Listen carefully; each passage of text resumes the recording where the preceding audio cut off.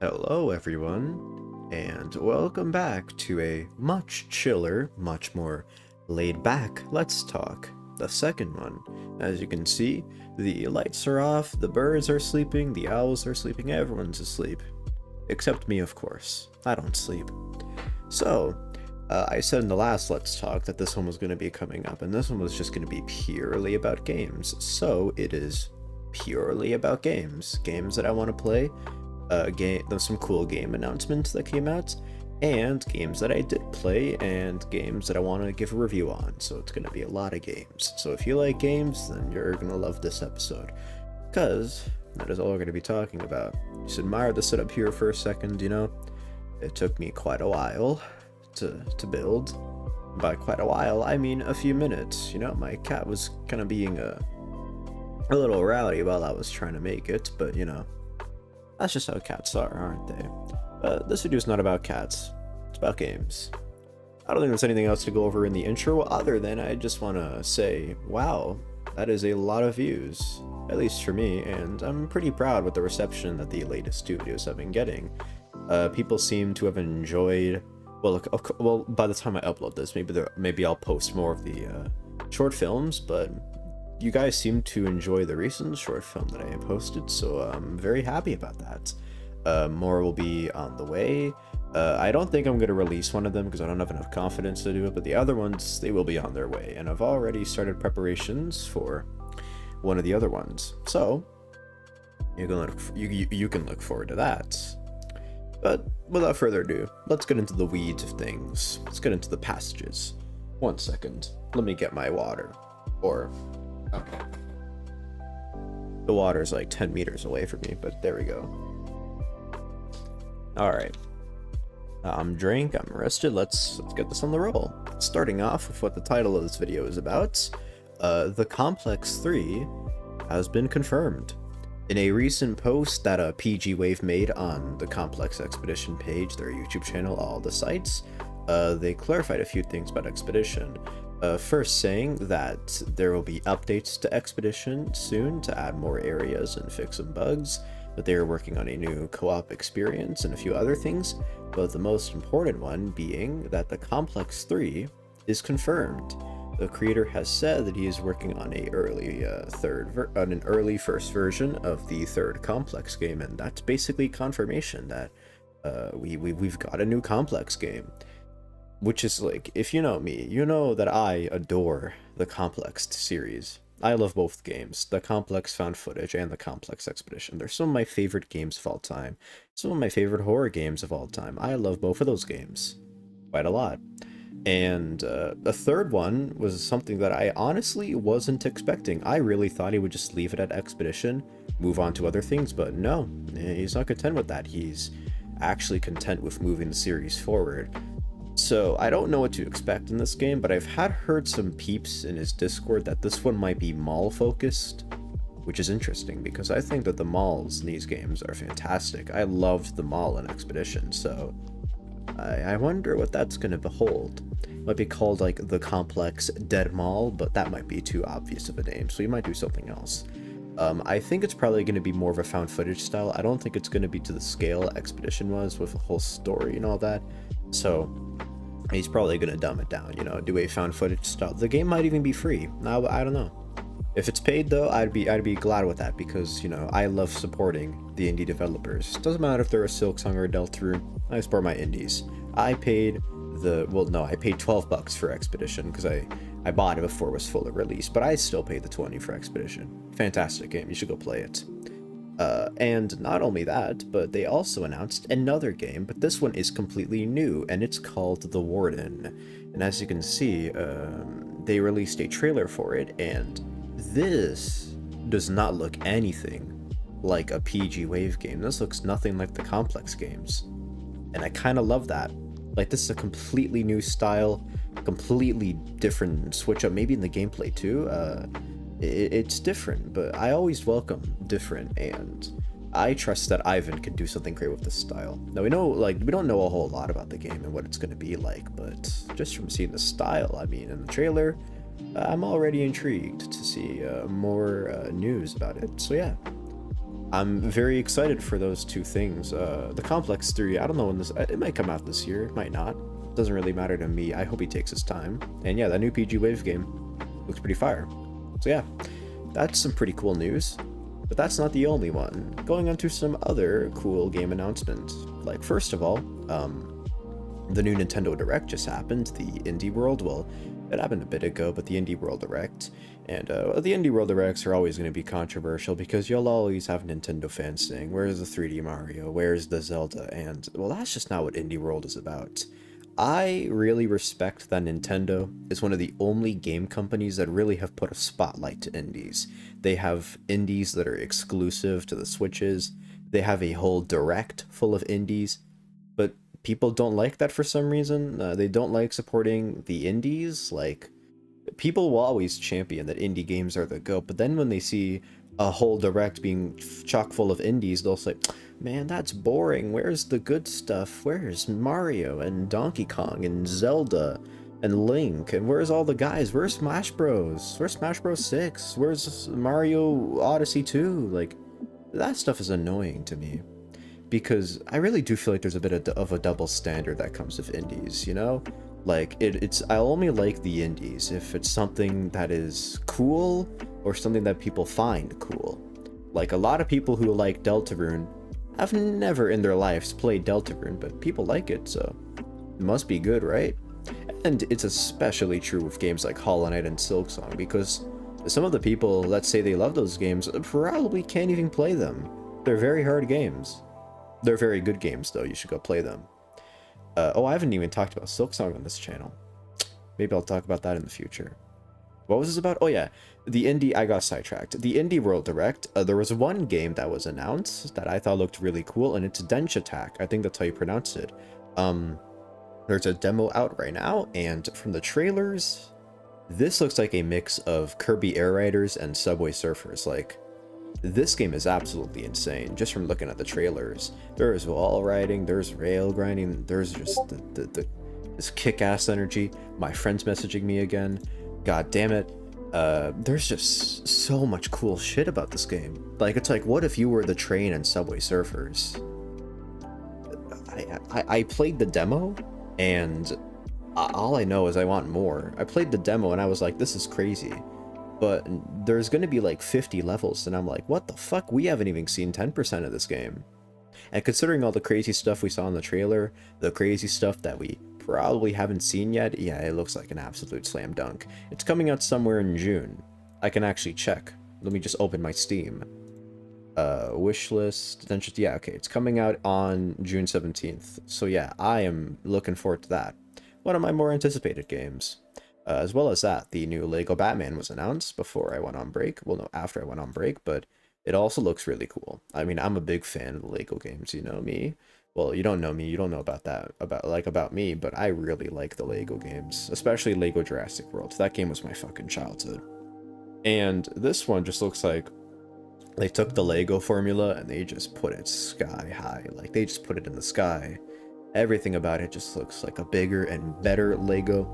As I said in the last video, some of the stuff involving performance and optimization, it looks a little concerning, but I hope that it works itself out. I'm probably gonna wait a bit before I buy the game, just to see the reviews, because if the reviews start talking about the game's really badly optimized, it's like 30 gigabytes or something, I might hold off on it. But if it's got like an overwhelmingly positive and the game's fantastic, then fuck it, I'll buy it. For sure, for the full price. It's like 90 bucks, so it better be worth it. If it's... You gotta be fucking kidding me. Okay, but yeah, I'm really looking forward to that, because... Okay, that should be it. Because, from what I've seen on the trailers, the big thing about this game that really makes me excited for it is I've always liked the exploration in Lego games, but I feel like it was too restricted. This game is open world. An open world Lego game, like, isn't that something we've always been clamoring for? You know, we've all been like, it'd be really cool if Lego was open world. Like, even though I love Lego Jurassic World, there are points in that game where I just want to explore shit, but you just can't really. But this one, you have the whole city, and by the way, the game looks fucking amazing. Like, visually.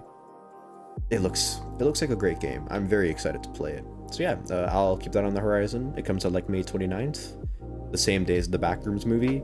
Maybe I'll talk about that some other time. This is about games, but yeah, that movie's also coming out, in case you didn't know. The next game I'm excited for is Margin of the Strange, and that's purely because I played One Shot and I loved it so much that this has become my most anticipated video game of all time right now. And I wasn't extremely excited for it, at least before I played it, because of the simple fact that I didn't play One Shot yet. And I played One Shot, and I didn't just like it, I loved it. So, this game has been on my wish list for a while now. I've been keeping up with the updates. It's basically... Well, I wouldn't say it's like One Shot, but they call it a successor to One Shot, so it might have some themes that One Shot did, like some of like the same little gizmos and gadgets, like the meta stuff with like the off computer gameplay and all that. It might have some of that. I'm not quite sure what they mean by successor, but they might just mean it's made by the same people. But yeah, the game's a gardening simulator, unlike One Shot. It's still like a casual game. It looks very cool. There's animated cutscenes, there's better music, there's a very enticing mystery, which I don't even think has been revealed to us yet, and if it has, I am avoiding it, because I would like to go in blind. But yeah, I'm very, very, very excited for it. It comes out in probably like 2027. Like on their Kickstarter, the estimated release for the game is May 2027, so that's their estimation. It might be done beforehand, it might not. There's going to be like 6 weeks to the game, and they've already finished week 1, so they said it was going to be smooth sailing after that, so I guess we'll find out. But yeah, cool game. Very looking forward to it. And also, this is completely out of the blue, like this was just announced today. I cannot fucking believe I'm saying this, but Fazbear Entertainment Storage is getting a sequel, I think. Well, we don't know if it's a sequel yet, but it might be a prequel, it might not be, I'm not sure. But either way, I can't believe it's actually like real. I remember I had like pipe dreams about this. I was like, Fazbear Entertainment Storage is a great game. It's actually my favorite FNAF fan game ever. It's probably my favorite FNAF related game ever. And I just thought it would be really nice if we got a sequel of this game. But I didn't think it was going to happen because the guy looked like he was done with game development, especially FNAF. And I was like, okay, well, you know, you gave us a great game. But then he came back recently and he started teasing the game, and we were like, what is this? And then it was revealed, boom. It's not just a new FNAF fan game, it's a sequel. It's Fazbear Entertainment Storage. Because it was just announced today what the game is. Beforehand, we had no clue. We were like, oh my god, is this a new property? No, it's Fazbear Entertainment Storage. And it's called Fazbear Entertainment Storage Night X, so this is probably a sequel. And as I'm recording this video, well, just like maybe like a few hours ago, he did post this screenshot giving us a taste into what this gameplay is going to be like, and I'm already interested in seeing this. Like, you see like this little thing right there? That to me looks like this might be kind of like a more deeply complex Fazbear Entertainment Storage in terms of mechanics, because we're going to have a side-by-side office now, like a two-sided office, which is going to be very interesting. Don't know who the fuck this bear guy is, but I guess we'll find out when the game is out, because, well, there's a countdown, and I don't know what that means, but it could just mean the release of the game. So yeah, I'm definitely going to talk about that when it releases. Very excited for that. Considering that, you know, Fazbear Entertainment Storage, like, I 100% did that game. I love that game, so I hope that the sequel is as good as it is. High bar, but I mean, I wouldn't be surprised. DeMichael is a pretty good developer. He's made some good stuff. Okay. So yeah, those are some cool game announcements. I think we'll segue into the review portion. And before we segue to the review portion, I'm just going to preface, there are 3 games that I have played that I'm going to make future videos on because I have too much to say on them to fit them all in this one video. One shot, because I would just be talking about one shot for hours. I could make that its own video, frankly, and I will someday, but it might be a video essay, it might be a let's talk. I'm not quite sure, but I'll talk about it one day. Next one, it's Ultra Kill, obviously, because simply the same thing. I would just have way too much to say about Ultra Kill. I adore that game. I P-ranked P2, but we'll talk about that when we talk about the game. And I'm also not going to talk about Sword of the Sea because I'm making a video essay on that, and I feel it could be useless to talk about it here, but I'm going to talk about it sooner or later in the future. So yeah. So let's go to the first game. Well, not the first game I played, but the first game on this list, and that game is SOMA, a game that I had on my radar for a while. Like, I bought the game as well as many other games back when like summer came up. I just never played it for a long ass time, but like November, I eventually was like, okay, you know what, let's dig in. And it sure was an experience, I'll just say that. Now, I'm not the most scared person, you know, I can take horror things well. Now, there also aren't many horror games that scare me, so believe me when I tell you that this is easily one of the scariest horror game that I've ever played. At least that I've played so far. There might be some scarier ones. Like, I haven't played like any of the Outlast games, for example, but from what I've played, this is easily the scariest. The atmosphere and the visuals and the monsters and the sound design are all absolutely like perfection, especially the sound design. Just like walking around in the ocean facility, or even just like in the open facility, as like in the open ocean as well, and hearing those sounds, and you're wondering, the fuck was that? But it's nothing. The game's kind of just playing tricks with you. But the monster sounds especially are just, they're wild. Like, there's this one section in the game where you need to open this door, but you need to go into the basement to recover some data. But even when you're not in the basement, from the top of the stairs, you can hear the visceral screams of the monster. And that just makes you not want to go down there. It's like, yeah, fuck this, I'm out. But you have to, because you need to progress the game, so you need to go down there. I love stuff like that. I know Resident Evil 7 also does something similar, and I love horror like that. And, well, not ambiguous horror, but more like, I don't know what to call it, but like the type of horror where your main objective is where the danger is. Well, I don't know what type of horror genre that is, but that's kind of what the game does. All that stuff is great, and the story as well is absolutely fantastic, I gotta say. SOMA has a quality story, a very quality story. Yeah, spoiler alert for all of these games. Every game that I'm gonna cover, I'm likely gonna spoil. I'm not gonna be like the spoiler is. Like, I'm not gonna like not dig into spoilers because I have to. I love these games too much to not to. So yeah, there's your spoiler warning. If you have not played SOMA, go and buy it and play it. But onto the story, I think that's probably my favorite part about the game, because like it really digs into that concept of what does it mean to be human and what exactly is existence, because we're in like 2102, like the 2100s in the game. All of humanity is basically dead, and the only remaining people that are alive are not the same people. They're copies of who they used to be, and they're just ported to different robots. So they're not really human. They're kind of like other people, just their minds have been ported to a different body. So they aren't even really the same person. And it really digs into that concept of, like, is this really like right? I mean, we can just make copies of different humans. Like, doesn't that invalidate our own humanity? Doesn't that like break some sacred rule that we've bested onto ourselves, us as humans? They dig very deep into this throughout the entirety of the game. I'm not going to cover it all, but there's just many scenes where they really dig deep into it. There's one where like Simon and Catherine, the two main characters, are going down the elevator, and they just kind of yabber on about what does it mean to be human, what is existence, what is this and that. It's very thought-provoking stuff. I can't really remember it off the top of my head, but if you played the game, do you know what I'm talking about? And it especially accumulates in the ending.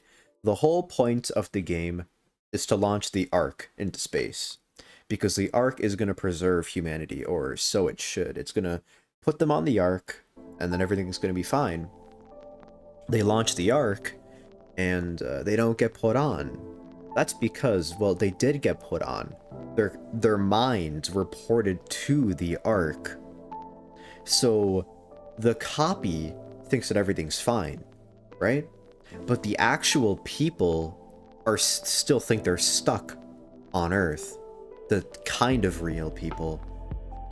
Like Catherine and Simon, they have a whole fight, and then Catherine like dies. So now that other Simon is left alone in the ocean for eternity. Well, somewhat eternity, until he dies at least. But the Simon that's on the Ark, he thinks everything worked out fine and that humanity is saved. So does the other Catherine that's also on the Ark. But even if they were ported, it still kind of raises the question, is this really is this really good for us? The Ark is a simulation. It's not the real thing. We're just going to be stuck in a simulation in space for, well, forever. They're not even people, they're holograms that have been ported to the Ark. We've preserved our humanity, but to what purpose? Now, I probably am not doing a good job at explaining it, but the game definitely makes this come across way better, but it's a very, very good story. The story is basically the whole game. If you're a big gameplay person, then this one might not be the one for you, because it doesn't really focus on gameplay a lot. And it focuses more on the atmosphere and the story, kind of like most horror games do, which I personally like. I personally don't mind, because I like the whole exploration, the whole stealth-based, all that stuff. It is a stealth game. I didn't know that going into it, and I don't really like stealth games, but I played it, and I can tell you right now, it's a good stealth game. So if someone like me, who doesn't even like stealth games, tells you that it's a good one, then it probably is, and you should buy it. If you like stealth games. Not everyone does. Trust me, me included.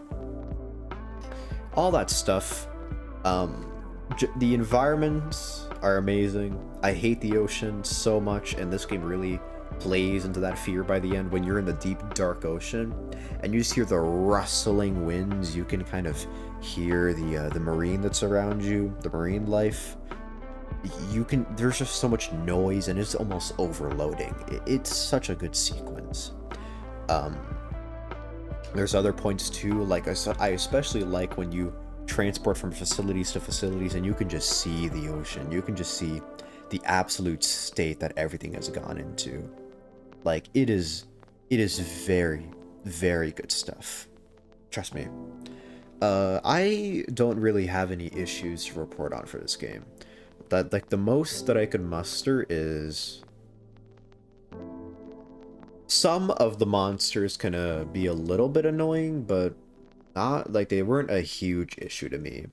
They might be annoying for some people, not to me at least. Only in specific cases they felt they got annoying, like the majority of which they honestly felt fine.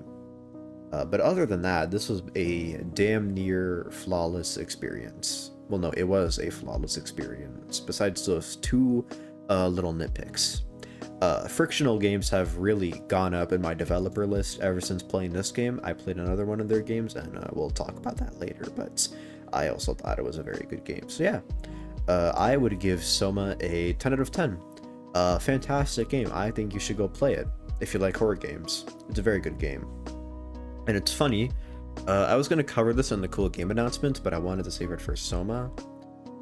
I played SOMA like 4 days before the Game Awards live stream happened, and it just so happened that in that live stream, they announced the successor to SOMA, made by the creators of SOMA, Ontos.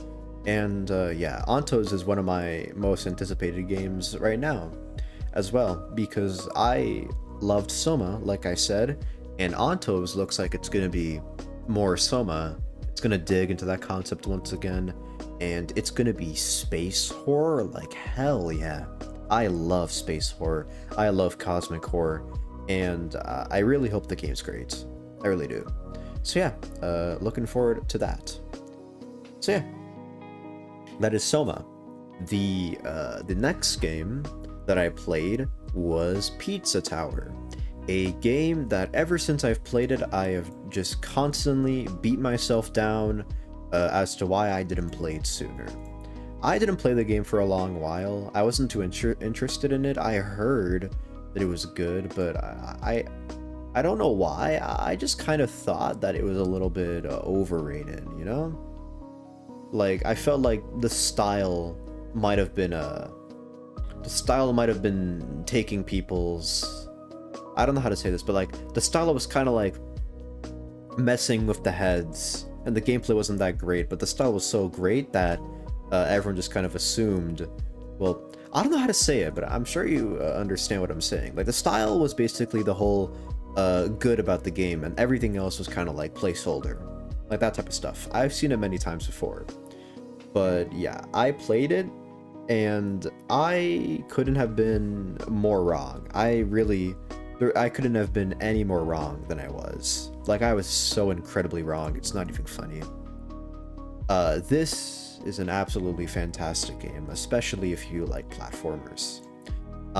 It's definitely a lot more unique than other platformers that I've seen, like Celeste, for example, or well, another game that I'm going to talk about literally right after this. Like, in the way that you can't die, but despite that, it doesn't really, it actually kind of aids into the game. You can't really die, so instead of that, you instead, like, the main gist is to get your style as high as possible. That has the same style system as like Ultra Kill does, for example.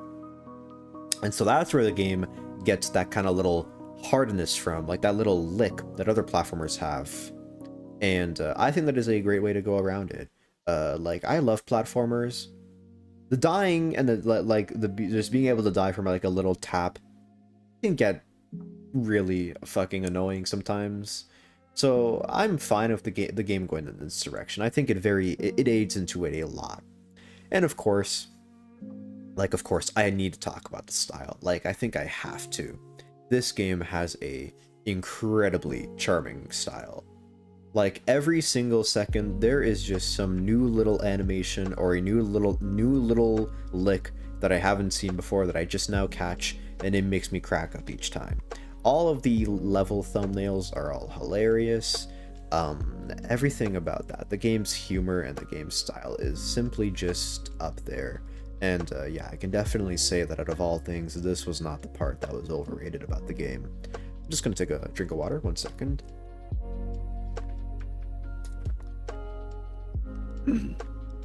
And in spite of all that, you could still say, okay, well, that's great, but what about the gameplay?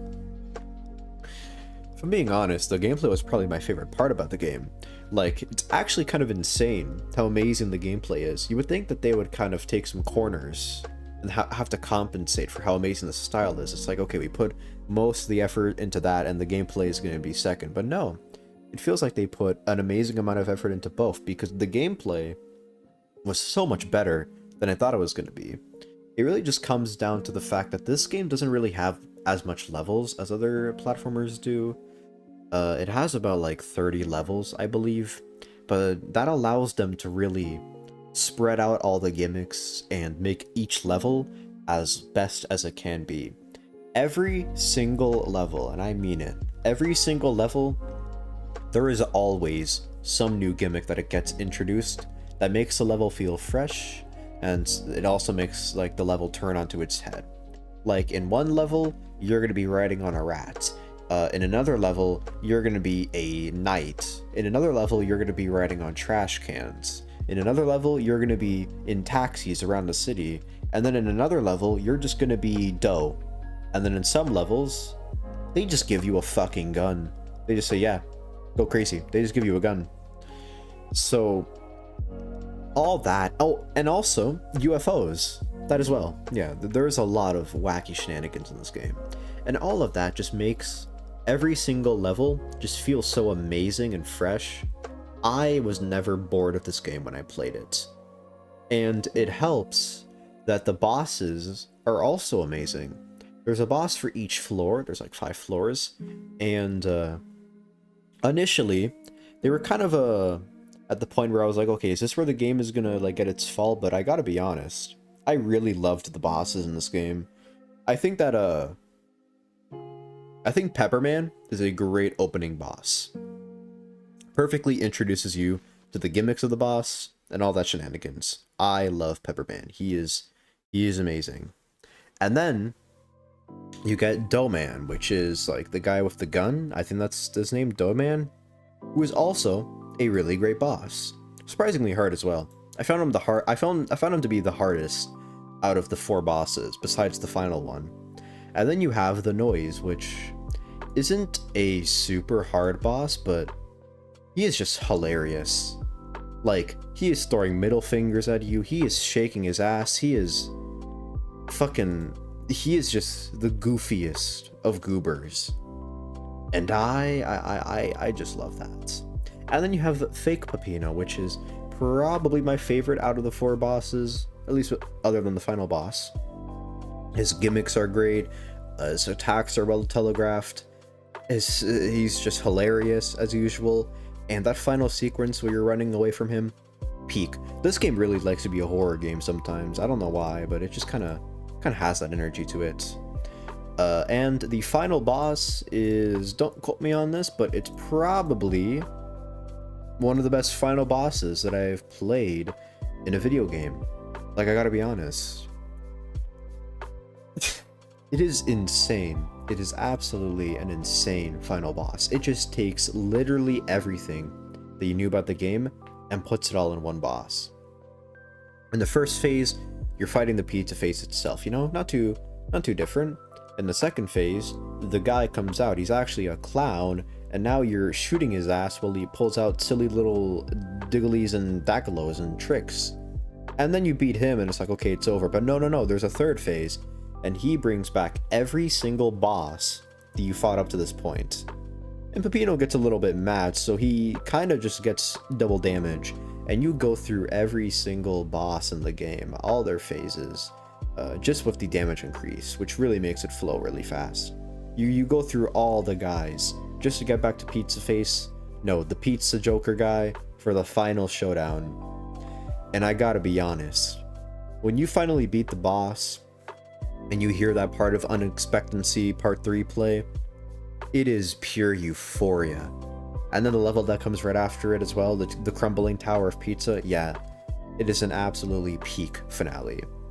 And even after that, there's still P rank in the levels, there's still the secrets, there is still the achievements, which this game still does something really interesting with the achievements, because they're actually different than like other games, where like other games would be like, oh, you beat this, then you get an achievement, you beat that, you get an achievement. With Pizza Tower, it's not like that. All the achievements are for wacky little stuff that you can do inside of the game, instead of just giving you achievements for beating floors. And I kind of fuck with that, I'm not gonna lie. I actually really fuck with that. Because all the achievements, I haven't like tried to 100% it, but the achievements I did get are just, they're just really funny. There's little stuff you can do in the game. They're kind of how achievements used to be. Not to say that modern achievements are bad. I mean, I still like getting my dopamine when I beat a super hard level, but I mean, I really like the way Pizza Tower does it, gotta be honest. So, yeah. There's also the Noise update, which is basically New Game Plus. I haven't played it yet, but I imagine when I do, this game will become even peaker. And yeah, I don't have any issues for this game. Like, I can't even begin to think of one. Like, this is an absolutely perfect game. An impeccably perfect game.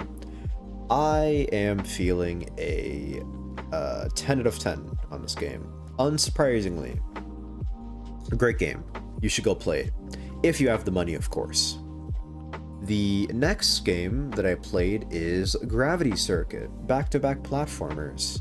And I played this because someone in a server that I'm in constantly talks about how great this game was, and I decided, you know what, yeah, I'll give it a shot. And I had the money for it, and I was like, it was on sale for like $9, and I was like, fuck it, let's do it. Let's do it. And I gotta be honest, I really like it, but at the same time, I'm also not too sure how to feel about it, and I'll explain it in a second. This is like very retro style. The entire game is retro style. It's very inspired by Mega Man, I believe. I'm not a huge fan of the Mega Man games, but this game was great. However, I really enjoyed it.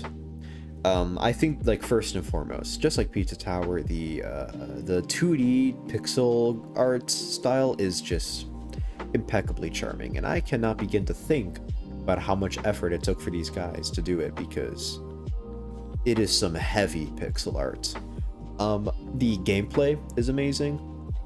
I really love the mission style and how it really spreads out the checkpoints in the level, so every time you hit a checkpoint, it's like, fuck yeah, I went past a very huge section.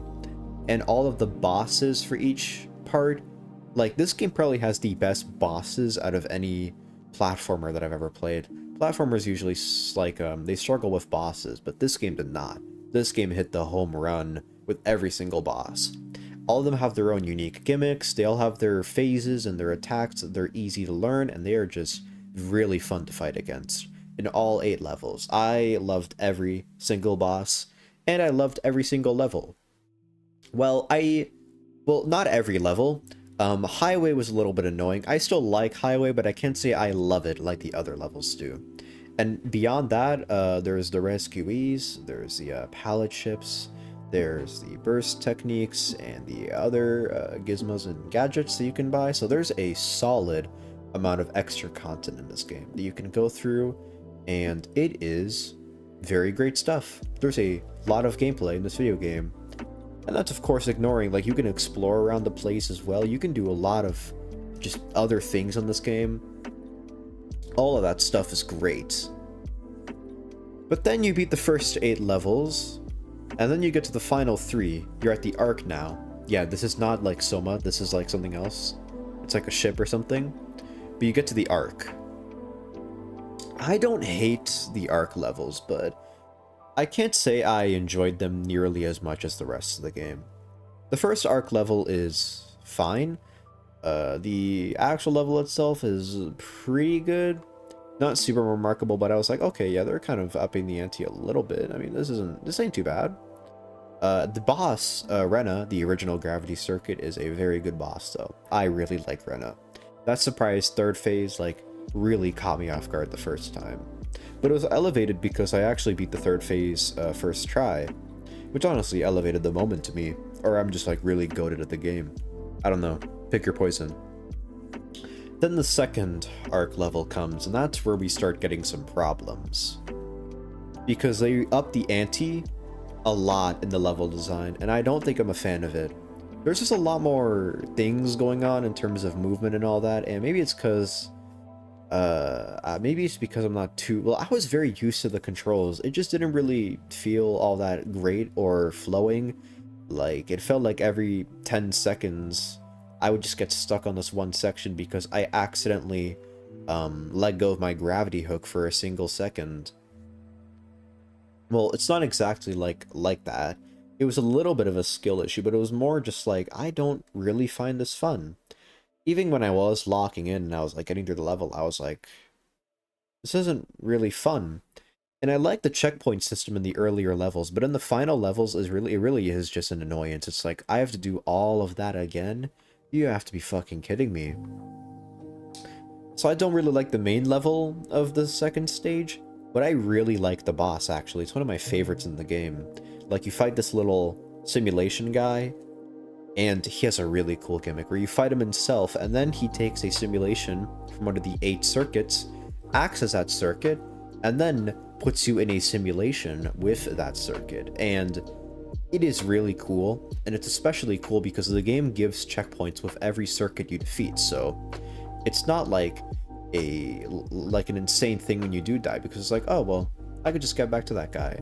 And when you do, like, eventually beat that circuit, it's like, oh, I don't need to do that again, thank God.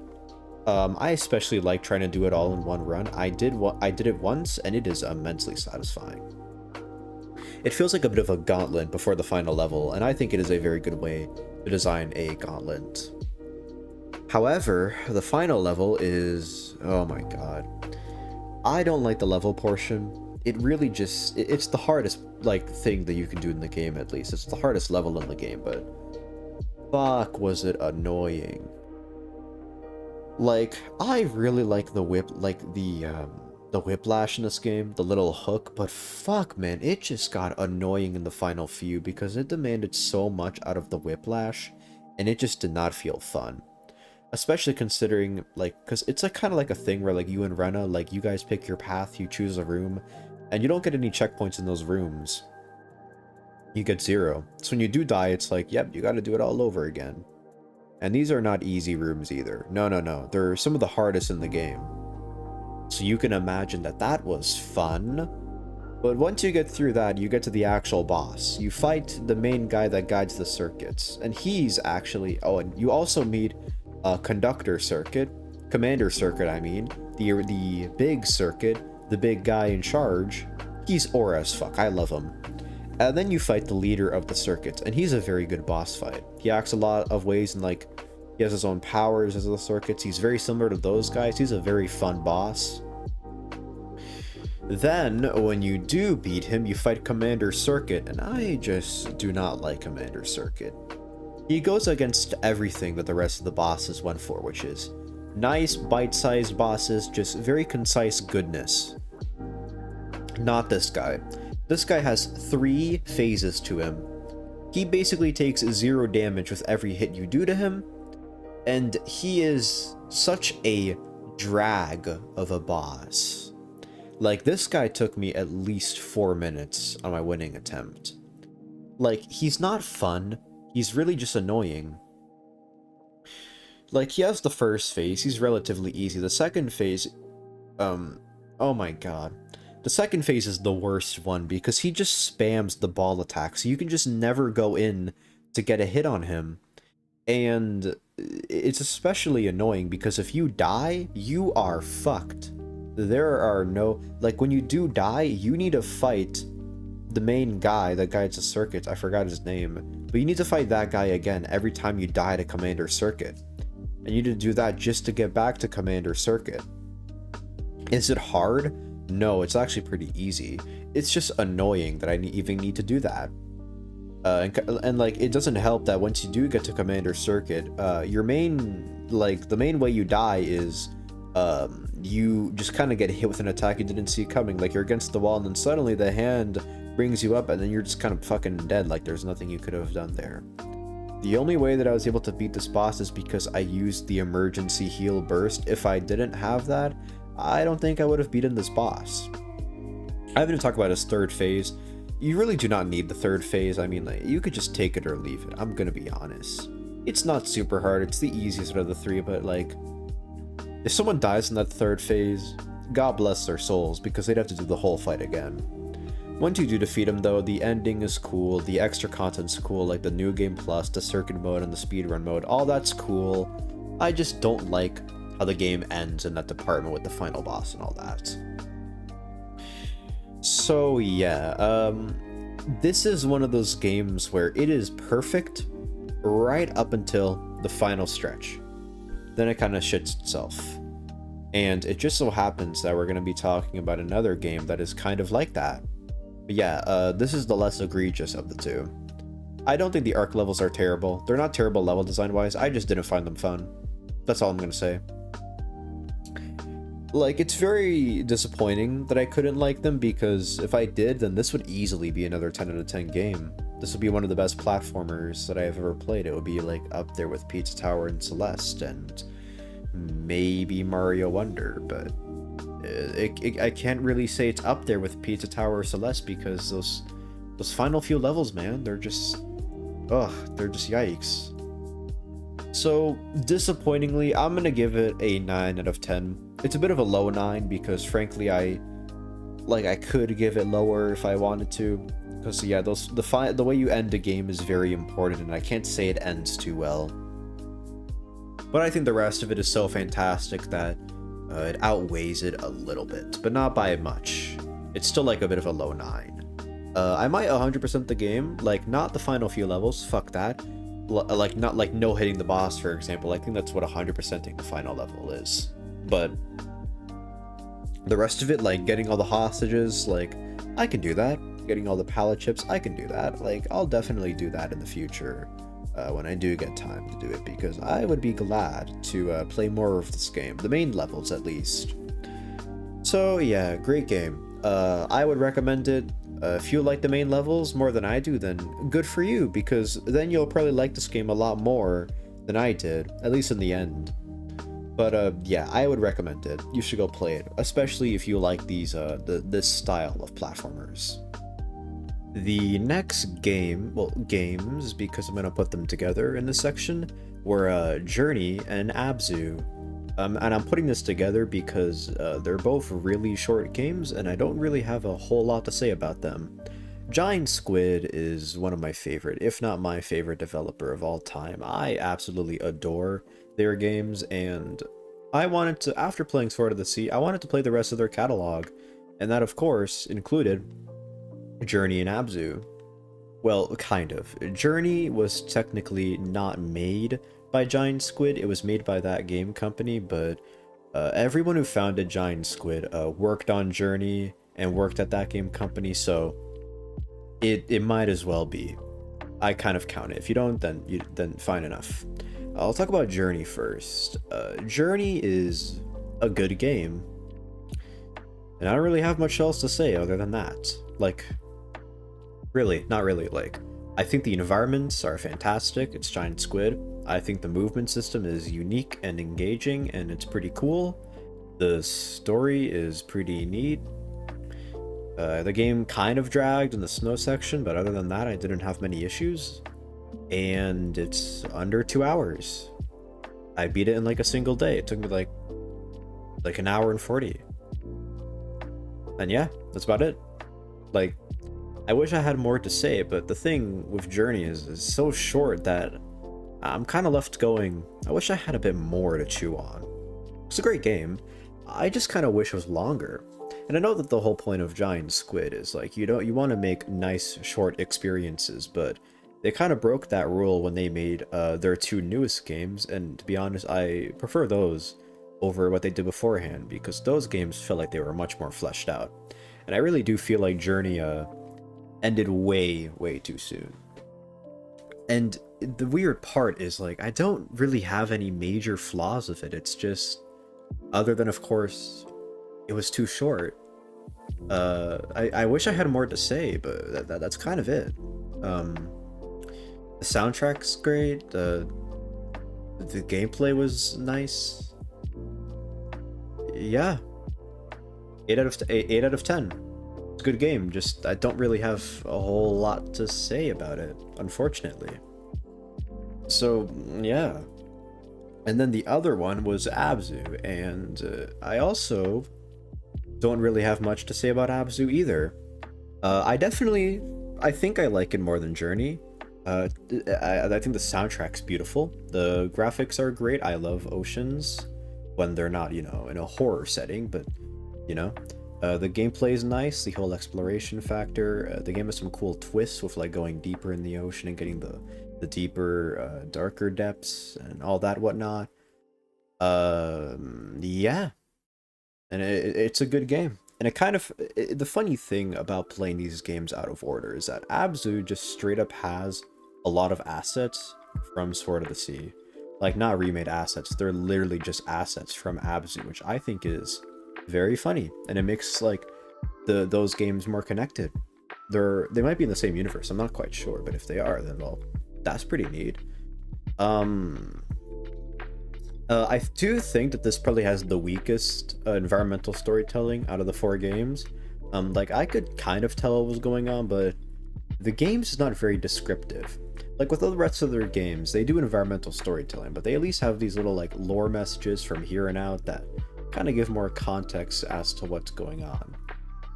ABZU doesn't have that. ABZU is just completely environmental storytelling from start to finish. And it's not necessarily a bad thing at all, actually. But it did make it feel a little hard to go what was going on. From what I can tell from when I played the game, it looked like these machines poison the ocean, perhaps us, because this might be like a pollution metaphor, but I'm not really too sure. The story had me very confused. Other than that, it's a great game though. Yeah, also an 8 out of 10. I wish I had more to say about these games, but they're really so short. ABZU also took me like the same time that it took me to beat Journey, an hour and 40. So yeah, make of that with what you will. They're great games. Probably get them when they're on sale though. They do go on sale for quite a big sale. I'd recommend that because they're definitely such short games that I don't know if I'd recommend them at the price that you get them, but either way, good games. Let's get into something that has a bit more meat into it, because next up we're going to talk about the Pathless, which is the much meatier giant squid game. And the Pathless is a very interesting game because it definitely is the most unique out of all their games. Giant Squid, they always pride by the accessibility thing, but especially considering their other games, the Pathless is a pretty difficult game if you don't see it coming.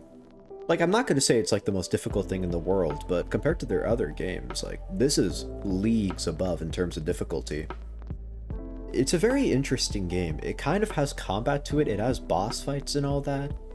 And it's just like, there's threats in it that can actually like hurt you, and well, no, there's threats in all the games, but then this one, the threats feel a lot more imposing. There's voice acting in the game. Like, it's a very unique game compared to their other ones, but I kind of love it for that. I'm not gonna lie. Like, if we're just getting into the weeds of things, I really like how the movement of this game works. I especially like it because it really does feel like as the game goes on, we evolve the moveset even more and add these little new gimmicks to it. And they do the same thing in Sword of the Sea. And you could kind of tell where they got that inspiration from. I think the story is great. I love the little lore messages you get. I think the environmental storytelling is amazing. And the God Slayer is unironically one of the coolest motherfuckers to ever exist in a video game. Like, his name is literally God Slayer. That's his name.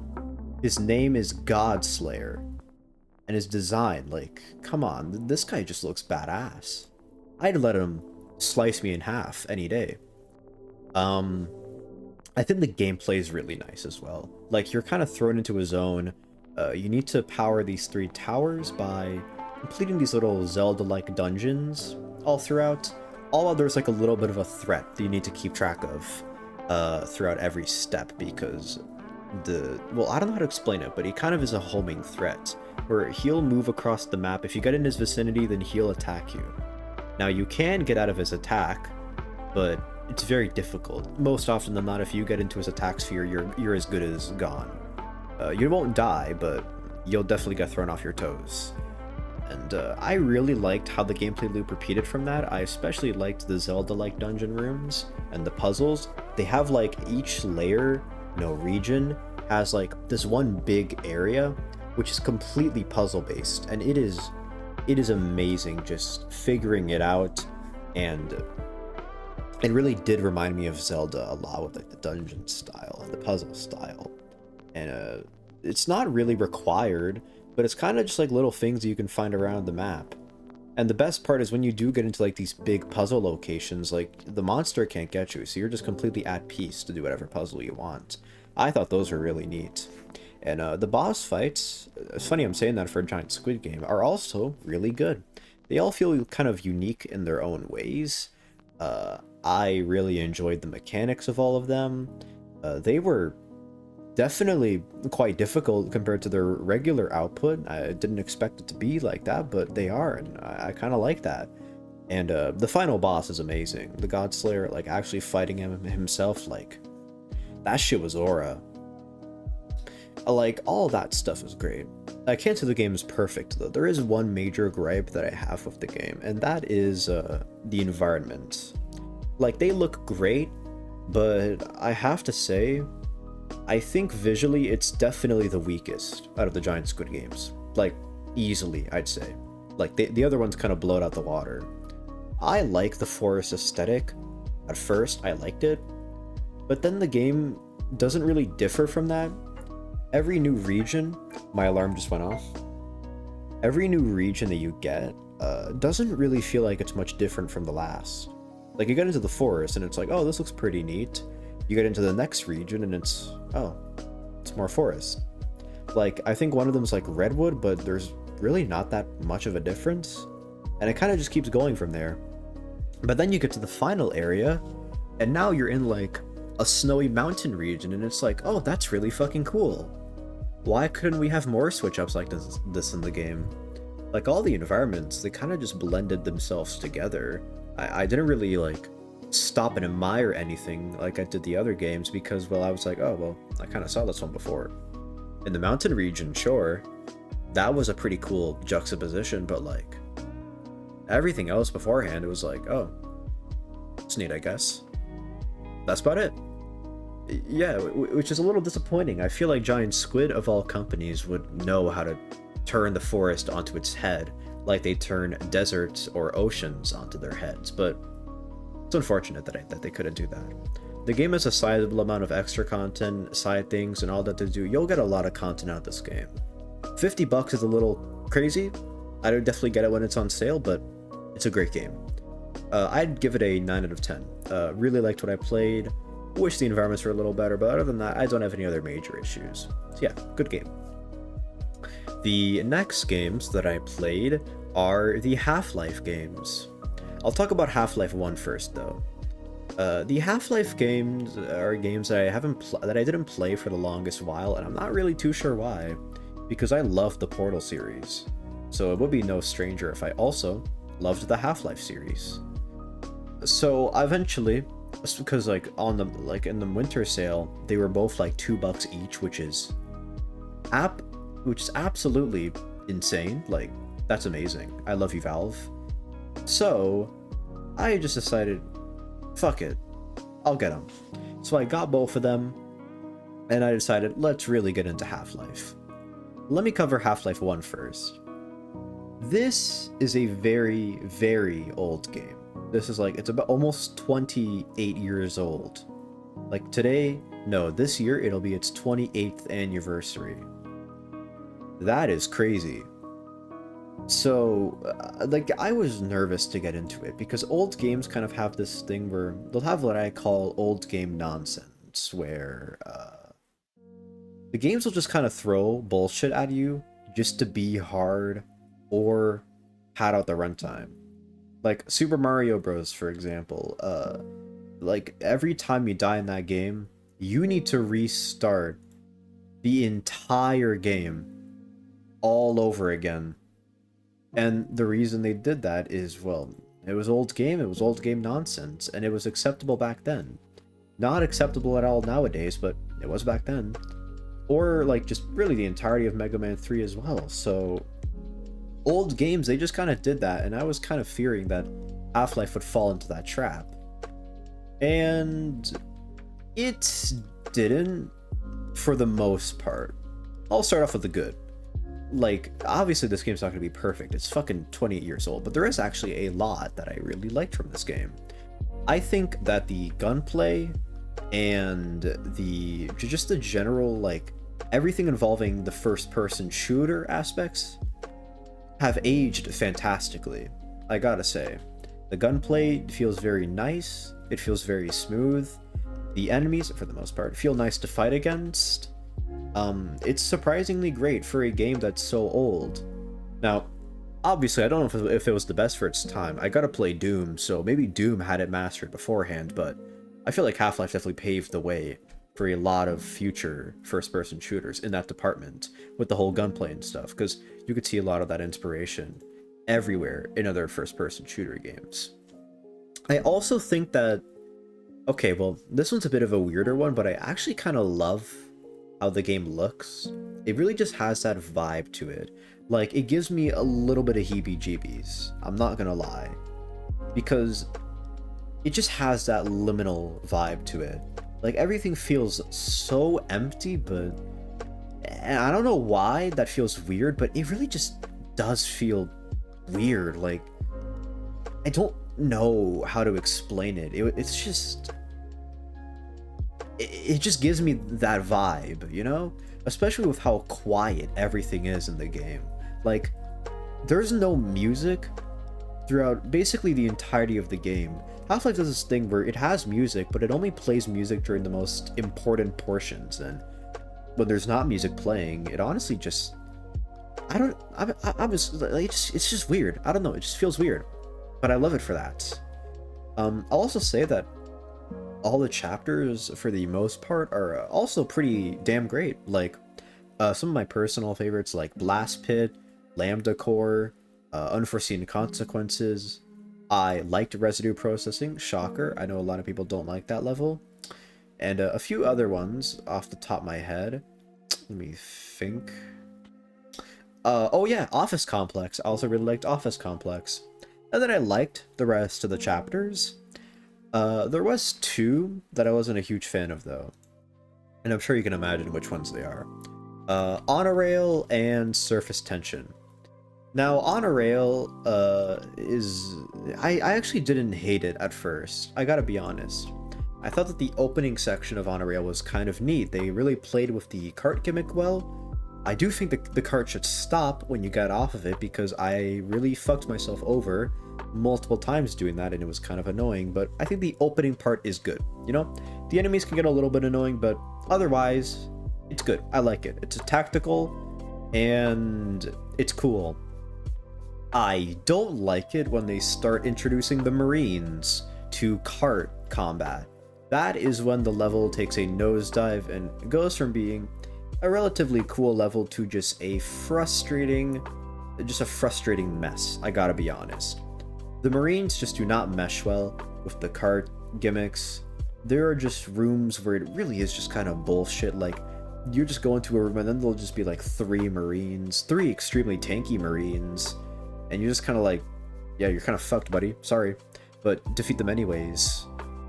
And it especially is weird in the final sections, because in the final part of this level, you're not even on the rail. In fact, you're off the rail. And the entire ending is going through this facility and blasting off this rocket. For what reason? I wasn't sure. I was like, why the fuck are we blasting a rocket? And I only figured this out like after I played the game. That rocket was to like block out the resonance cascade a little bit, to like hopefully stop it, or at least halt it. And I have no fucking clue how I would have figured that out, unless I'm an idiot and I didn't notice. But I honestly don't even know how you could have figured that out. Like, there must have been some clue that I missed, I guess. Oh, there's also this like one really atrocious room where there's these little trip mines, and you have to jankily get onto a box and like jump over some of these mines. And I'll say this, the movement of Half-Life 1 isn't the greatest. Like, it's very janky, especially like ladder play and jumping. Like, it's very janky, and it really does not mesh well when you do parkour like this. And yeah, I mean, Honor Rail is just, I'm not the hugest fan of it. I'm also not the hugest fan of Surface Tension, although I will acknowledge that it is quality. Like, environment-wise, it's one of the best in the game. Flow-wise and combat-wise, it's definitely one of the best in the game. It offers the most combat out of any of the other chapters. Gameplay-wise, I just didn't find it that fun. I found it really tedious and really annoying. As I said before, the Marines they sure are enemies, and they can be really frustrating if in the wrong position. And this whole chapter is filled with Marines in the wrong position. You get you have a helicopter sequence where you just have Marines, you're in a big open space, there's no cover, there's a helicopter shooting at you, and you have no clue to defeat this helicopter. You need to use the Tau cannon, and I have no clue how you would have known to do that, I'm gonna be honest. And the entire chapter is just like that. You just constantly go through sections where it's just annoyance after annoyance. There's a section where you're in a cliff and you just cannot see where the fuck anything is, and you can sometimes just fall at the wrong spot at a place and you're just kind of dead. Like when you're sliding down a pipe, for example, you're just kind of dead. And there's other sections, like there's this one open area where like you're kind of in like the trenches and there's like Marines all over you, and there's also a tank, like, and then there's one section where like the floor is mined and you have to carefully go through mines. And then when you get to like the ending, there's like a little sniper, and it's like, and you can like barely kill the sniper. At least for me, I literally couldn't kill this guy. And you have to like, it's just frustration after frustration. If you've played this game, do you know what I mean when I talk about these sections? Like, it's just like that constantly. And I like the combat in this game, but I don't like it that much because it really just got annoying after a little bit. It's like, okay, are we gonna have any resting points? Are we done with the combat? And it's like, nope, here is 50 more Marines right at you. Definitely like a good chapter, maybe objectively, because it has a lot of quality to it. I just didn't find it that fun to play. It's kind of the same thing with the arc levels in Gravity Circuit. But of course, those aside, the game's great, right? Like even besides that, I still do think that surface tension's okay. And on rail is like, well, it's kind of bad, but it's not like atrocious. No, that changes, because after Lambda Core, you get teleported to Zen, and you get 4 of the worst chapters in the entire game. You start off with Zen, which is literally just a platforming sequence. This entire chapter is just platforming. You go into a little cave, you activate these little butterflies, and yeah. The fuck? That's it? Because then after that, you're into the next chapter, and it's like, excuse me? That's it? Really? So then after that, you get to Gonarch's Lair, which, honest to God, I haven't played all the Half-Life games yet. This is probably the worst chapter in the Half-Life franchise. It's at least up there. Gonarch is a horrible boss. A terrible boss. Not only is he just, like, extremely tanky, which, by the way, in Zen, you don't really get any ammo after this point, or at least ammo is really scarce, so every bullet you shoot counts, and it counts hard in Zen, especially in Gonarch, because he's so fucking tanky. And he only has 2 attacks. He's either spawning little head crabs, or he's going up to you and slowly slashing at you, 90% of the time missing, and it's really not exciting at all. And he has like 3 phases. You beat the first phase and then he just runs away, but then the second phase, more of the same. And there's a really bad bug between the second and third phase, which is very common, where sometimes he will not go to his third phase position. So when you do go down the tunnel, he just fucks your shit because you can't move in this tunnel for some reason, and he's not moving to his second phase. It doesn't matter how much damage you do to him, he will just not move. And if you stay up there, he won't even move to his third phase either. He'll just wait for you. The only way that I was able to stop this bug is by loading from a previous save. So I had to beat his second phase again, and it worked fine afterwards, but that's a massive oversight. But anyway, once you beat Gonarch in his third phase, like, you get done with that horse shit, but then you get thrown into Interloper, which is also terrible. Like, you immediately get thrown in this massive section with the Vortigons and no closed spaces to dodge their attacks. And you need to get to this portal, you need to go on one of these Mantis Rays, and I don't know how the fuck the game expected you to figure that out. And then after that, you get into this next open area, which is fine. It feels like some... Like it's fine. It's kind of neat. Like, you get, like, the tentacle guys. You get, like, the little, the bigger ones. You get to fight the Gargantuan again, but instead you can actually whoop his ass because your arsenal is maxed out. Like, that part is neat. But then you get to the final section, and it's the Factory. And fuck the Factory. The Factory is just a terrible section. You're just thrown in the gutter, with very janky combat. All like the floating like gears and stuff. The Vortigons are used terribly.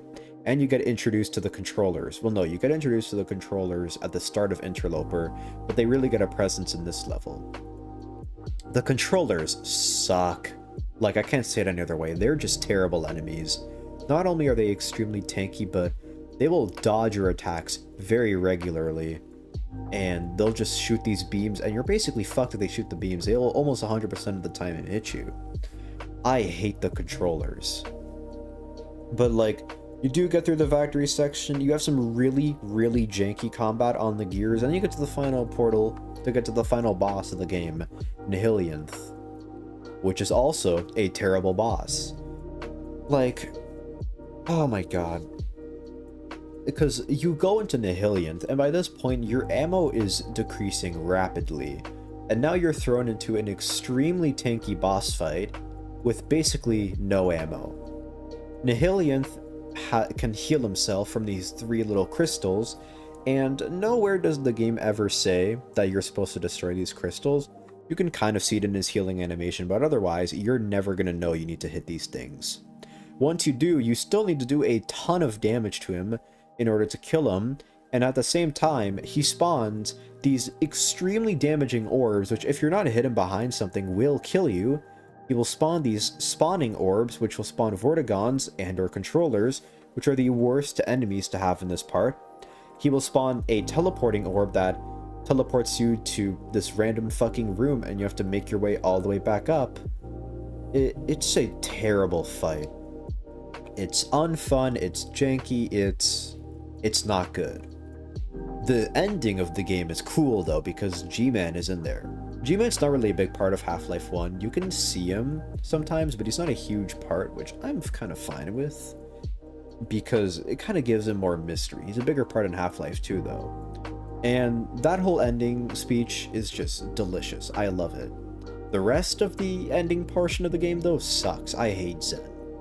And I know why I hate Zen. It's because if you watch the Half-Life documentary, Zen was extremely unpolished, because by this point they had run out of time to polish things, and it just had to be what it was.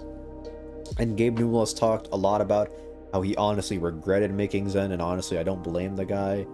And yeah, it is a stain on what is otherwise a really great game for its time. But god, it just ends so terribly.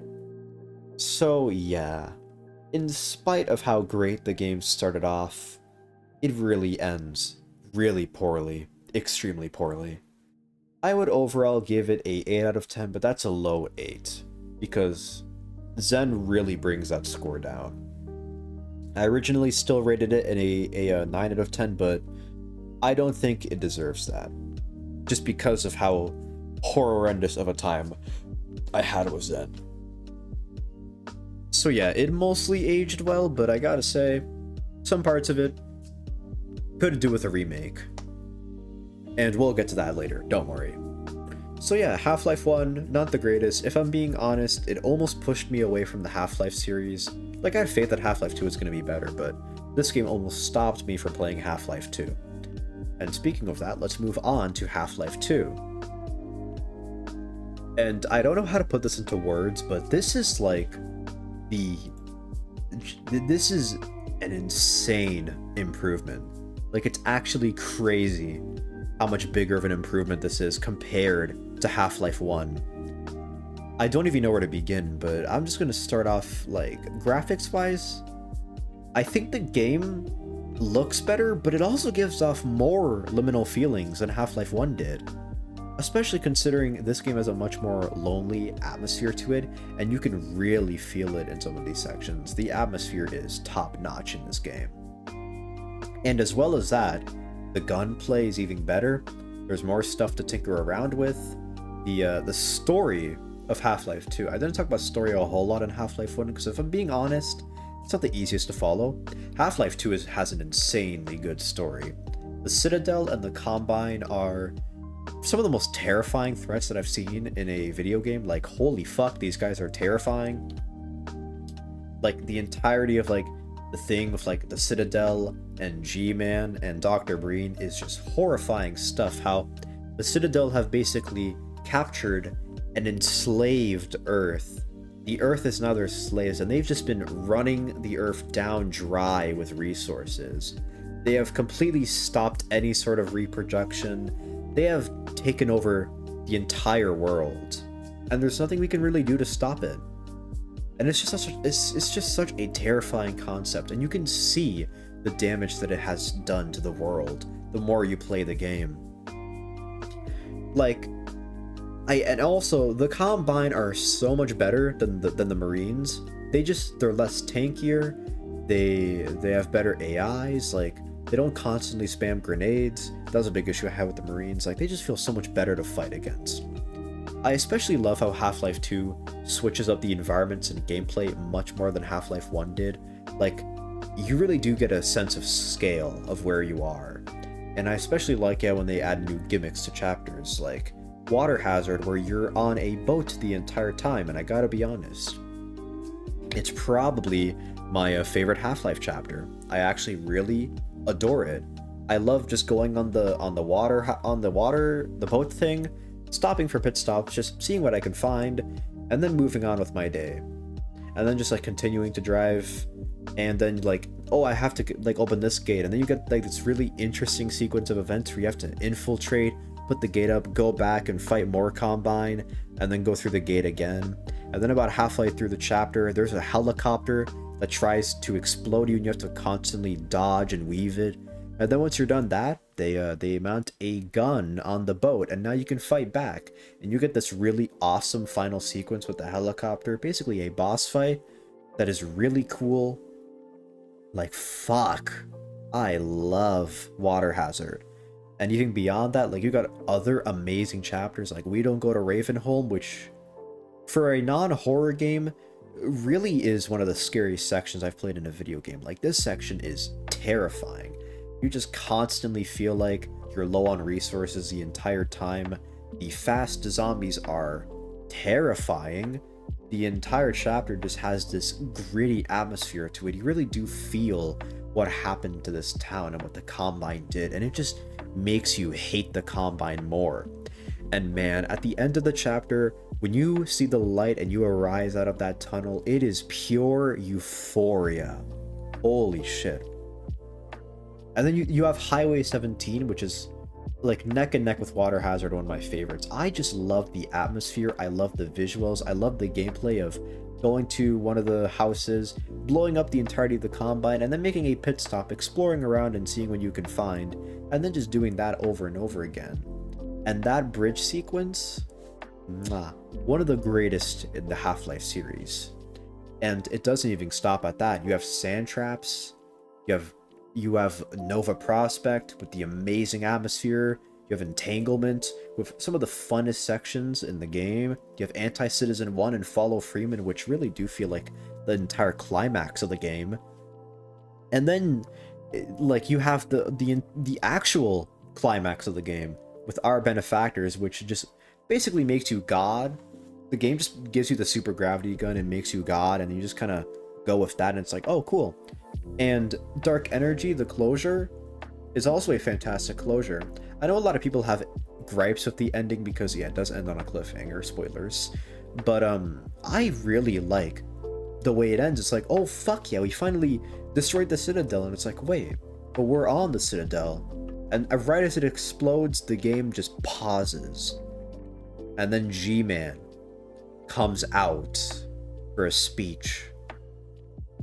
Holy fuck. When that happened, I honestly forgot that G-Man existed. But when he appeared, I was like, holy fuck, it's this guy. And G-Man, like, G-Man's just so fucking cool. I will not stop yabbering about how cool G-Man is. He delivers another amazing speech, puts us back in status, and we end on a cliffhanger. Except you don't, because in Half-Life 2, you also get the episodes. And I'll talk about the episodes because they're a part of Half-Life 2. So in episode 1, like it starts right after Half-Life 2 ends. Like, the Vortigons, they take Gordon out of stasis, they save Alex. Oh, I forgot to talk about Alex. She's an amazing character. She's awesome, she's adorable, I love her. They take her out of status, they stop the G-Man, and now in episode 1, you're going back into the Citadel to recover data. And let me tell you, going back into this place when it is completely under ruin and is currently exploding is a terrifying sequence of events, let me tell you.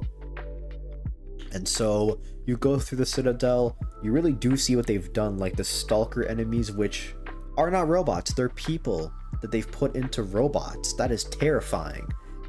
And then as you go on and you get out of the Citadel, you have to go through the dark and gritty portions of like the train, like the underground stations and all that. And then you just get Low Life, which is a chapter that is purely based on your flashlight.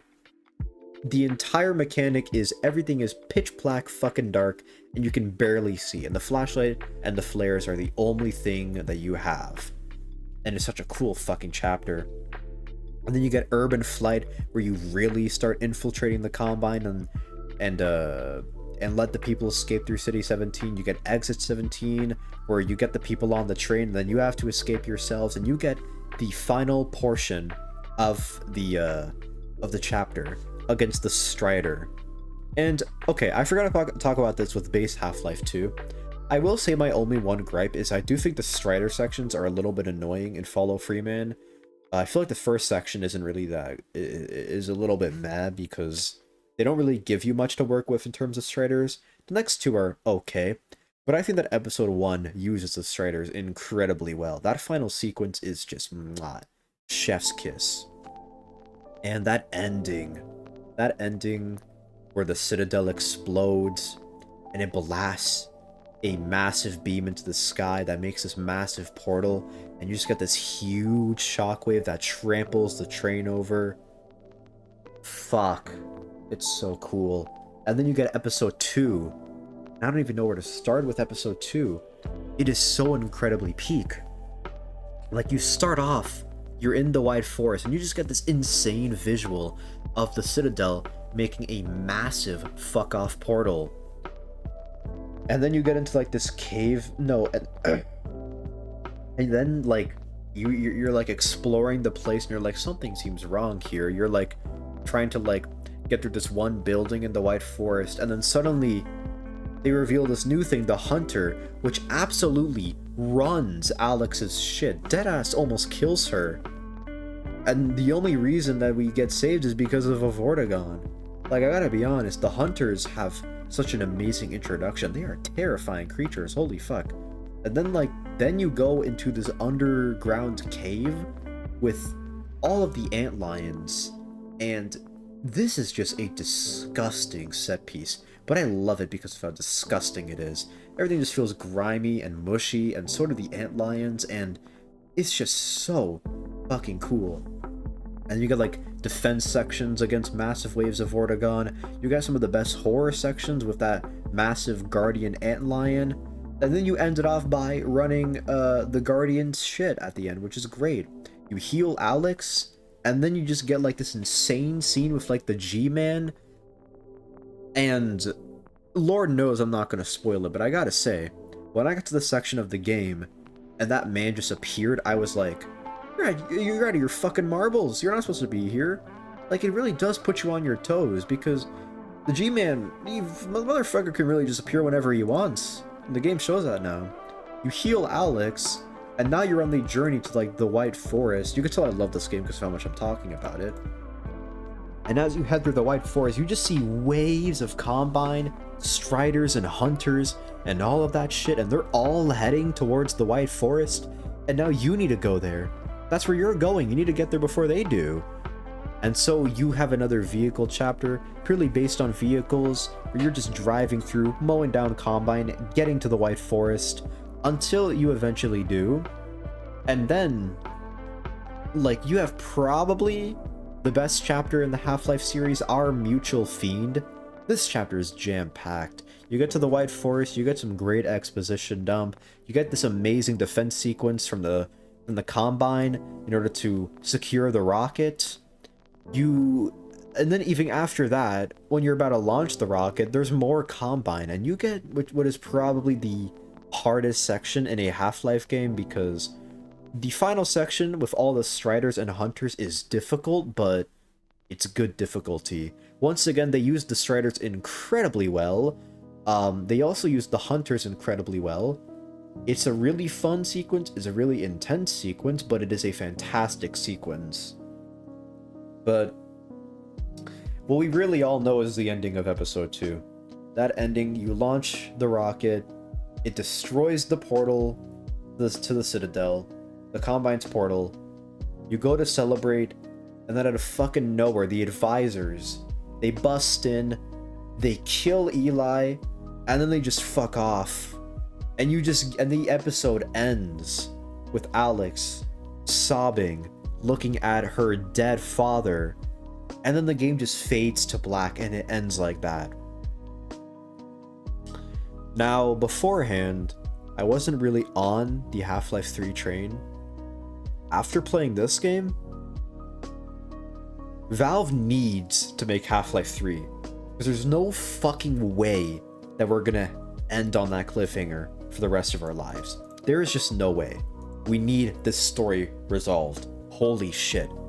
And in Half-Life Alyx, I do kind of retcon it a little bit, where instead Alex is taken and Eli is actually back. Like, I don't know, I'm not going to go into it now, but they did some weird fuckery with the timeline, which sets up Half-Life 3 pretty nicely, so yeah.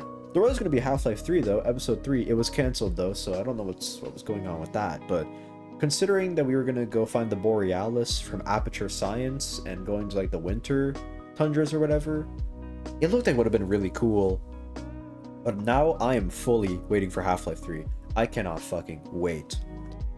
Like, yeah, I'm just gonna, yeah, you know what? I've been yapping about this game long enough. 10 out of 10. Absolutely a masterpiece. I would recommend it. Even over the first game. Because you don't really need to play the first game to know Half-Life 2. You just need to know the basic facts, but goddamn, what a fucking game. And you can tell I love it because of how much I've talked about it. This right here is the game that has made me a Half-Life fan, and it's the game that's made me want to play more Half-Life games, but we'll get into that later, in a bit. Okay, and the last game review, the last game that I'll be talking about is Amnesia: The Bunker.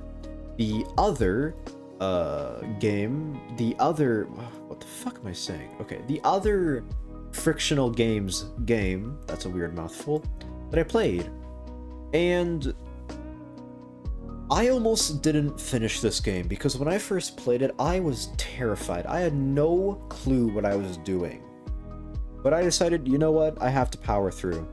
And so like one night I played the game for about 2 hours, gave it my best shot, and then that's when it really clicked for me. That's when it was like, oh yeah, this is a great game. That's what caused me, that's what motivated me to finish it. And even after I finished it, I was like, I kind of want to do that again.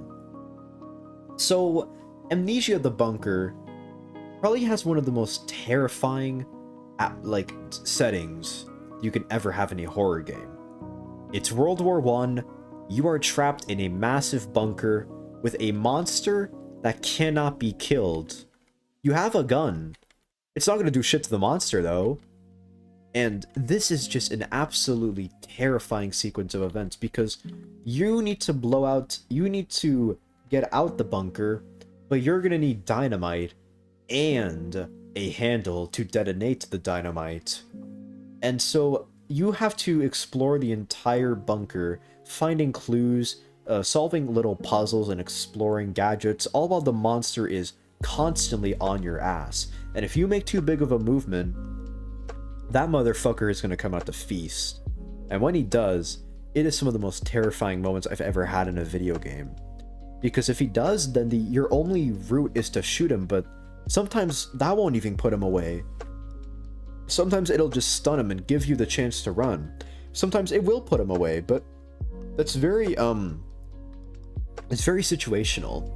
And like I said, Frictional Games are just a master when it comes to sound design, and this game has such impeccable sound design. Every piece of movement that you make is always just like, you always need to take a pause afterwards, because it's like, I really hope that didn't alert the monster. All throughout the game, you can just hear the monster crawling in the vents, sometimes even around you, and it's a sign that he's close, but sometimes it doesn't even mean that he's going to come out unless you make like a really big sound, but it just puts you at the edge of your toes because it's like, holy fuck, that's him, right? Oh my god, I gotta stop making noise, I gotta stop what I'm doing, I gotta stop everything. And like every time that happened to me, I just had to take a pause, listen, and then when I heard the sound going away, I'm like, okay, looks like I'm fine. The stealth in this game, honest to god, it's definitely the best stealth game that I've ever played. Like, I don't like stealth games. This is the one exception. And as well as Stray and, what was the other one? SOMA. Yeah, those ones. Because frictional games, they just fucking know how to design a game. And the whole story with the World War I bunker, with the main character slowly coming to realize that this entire fiasco is all his fault, and that the monster is not just a monster, it's his friend. That's his friend in the monster. But the thing is, you eventually have to kill it. Because at the end of the game, when you do get the dynamite, when you do get the detonator, you get into this generator section. And right at this point, you have to kill the monster now. Like, there's boards you can blow up, and then boom, he's just gone. But that's also your friend. There's still a bit of humanity left in him. You can hear, like, words. There's still humanity in him. But otherwise, your only other option is try to get these 2 boxes to hop over a pillar while the monster's chasing you. So if you did what I did and just blew the motherfucker to the floor, then yeah, it's probably pretty easy. But what am I saying here again? Oh yeah, well, I don't really know where I was going with this. All I'm saying is that it's a horrible situation. Because most players will just say, you know, fuck this monster. But to Henry, the main character, that's still his homie right there that he's killing. And even after you do kill the monster and you get out, what do you think is you're going to be left with? Because guess what? When you get out, it's still motherfucking war. The Germans are still after you. So even after you beat the game and you escape the monster, you're still hit with this reality like, hey, motherfucker, you're still in a war. You still ain't safe here. Even after you beat him. And it's just such a amazing way to, like, bring this, like, they do this all the time with their endings, or they kind of bring in a two-sided coin where it's like, I did this but also that. And in this case, it's okay, I escaped, but at what cost? Even at the end of the game, you can hear the Germans. And who knows if Henry lived to tell the tale. Who knows? He could have fucking died. And that would have just been the end. All that would have just been wasted. Let me just talk about the gameplay as well. There's something else that I admire about the game, and that is the save system. This is kind of like a roguelike. There is one safe room in the entire game, and it's the only room where you are safe in. There are other points where you can save, but that one room is the only place where the monster cannot get you, no matter what. And it really does, like, every time you go out for an expedition, you go there, you get back into the room, you save, and you say, okay, that's what we've done, let's do this, this, and that now. And I love that gameplay loop so much.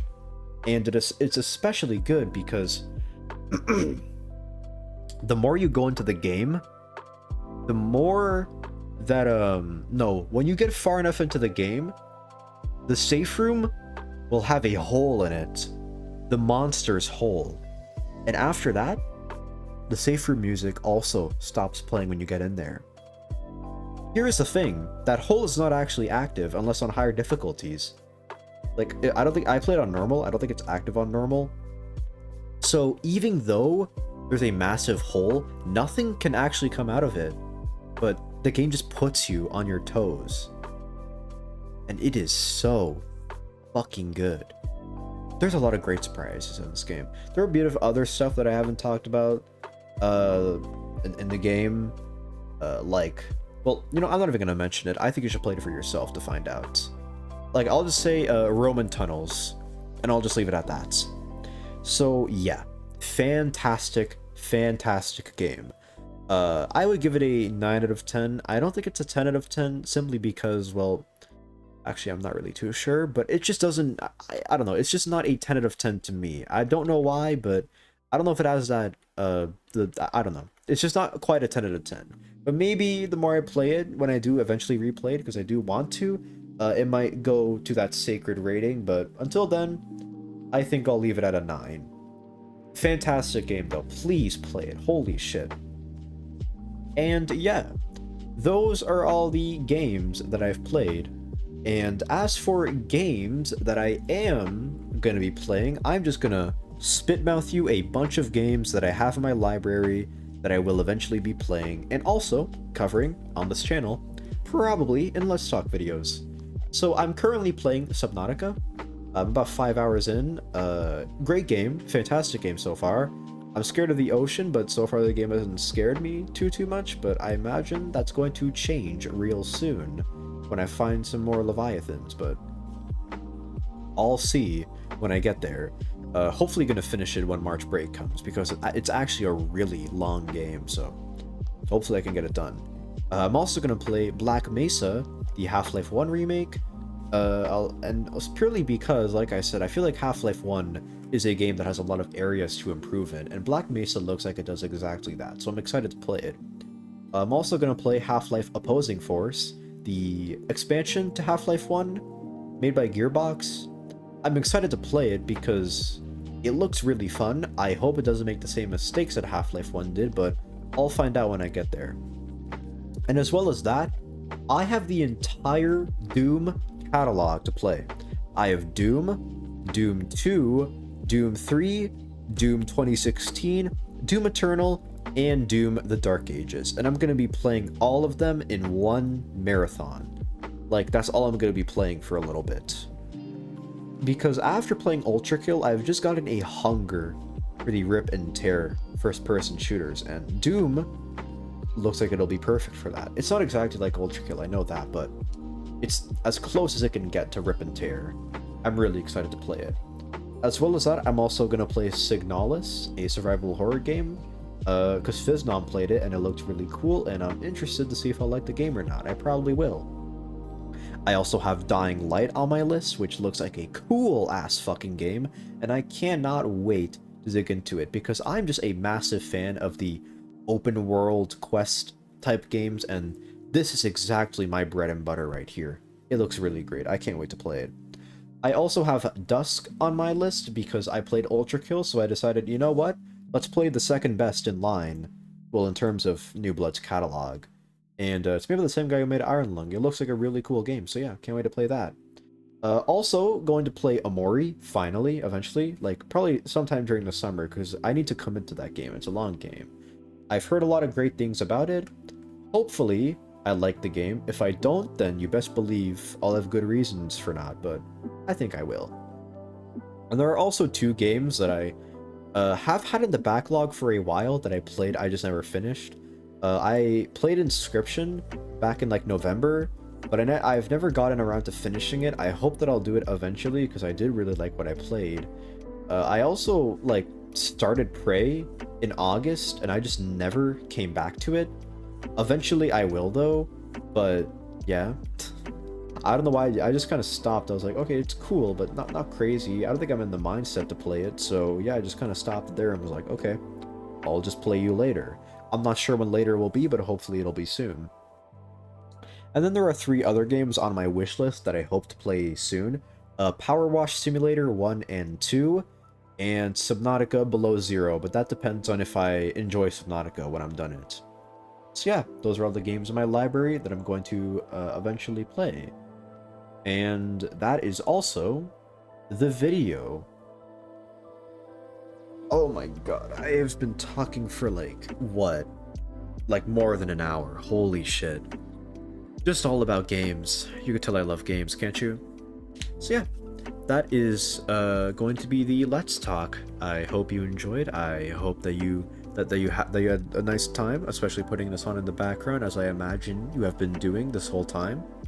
I appreciate the money. I appreciate the views. I need to afford my new yacht anyways. I will see you guys all next time for the next Let's Talk, or next video that I post. So yeah, have a good rest of your days. Goodbye.